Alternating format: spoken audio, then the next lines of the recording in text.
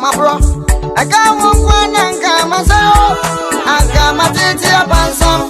What's up, we are me? Of any boy, we are me. I'm in Kawasami. Post time, I did the event.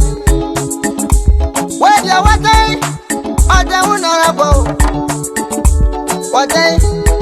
And also free, funny. I do my family empty. Now what time is a year? Sikaga grammar now. Now what is a year? Our Babiana and as a Matuma Samwana. Metambo, another Jammy, Mammy won't tell me. Jammy, Mammy won't tell me.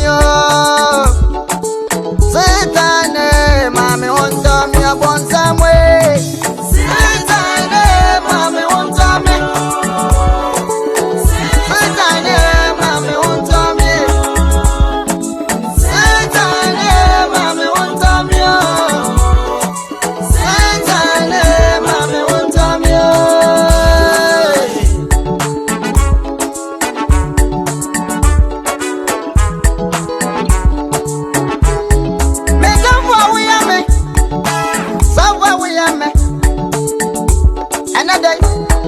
Jammy, Mammy won't tell me.